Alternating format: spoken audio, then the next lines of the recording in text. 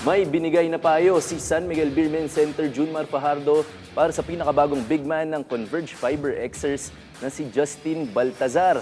Ano naman kaya masasabi ni Abay sa mga naging laro ni Balti sa PBA? Yan ang malalaman natin sa ulat ni teammate Daryl Oclares. Sa kalagitnaan ng kampanya ng Converge Fiber Xers sa PBA 49th Season Commissioner's Cup, nakasama na sa lineup ang kanilang number 1 draft pick na si Justin Baltazar.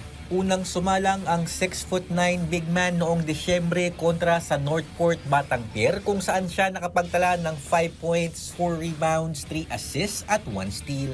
Sa loob ng 5 laro, pinakamagandang performance ni Baltazar ang kanyang naging 16-point outing laban naman sa Meralco Bolts nito lamang Pasko. Bagamat dahan-dahan pang nag-a-adjust si Baltazar, tiwala ang kanyang kapwa big man at San Miguel Beermen 8-time MVP na si Junmar Fajardo na mahanap din niya ang kanyang laro sa PBA.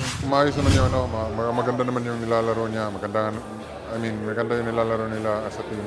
Kaya nga sobrang taas nila sa standing ngayon. Katulad noon ni Fajardo sa SMB, ginagabayan ngayon si Baltazar ng PBA legend na si Danny Ildefonso. Kaya isa lamang ang maipapayo ni The Kraken para kay Balti.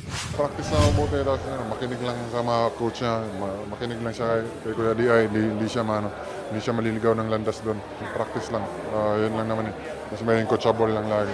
Inaasahan na unang maghaharap sa hardcourt sina Fajardo at Baltazar sa January 24 para sa sagupaan ng Converge at SMB sa Inares Center, Antipolo. Daryl Oclares para sa Pambansang TV sa Bagong Pilipinas.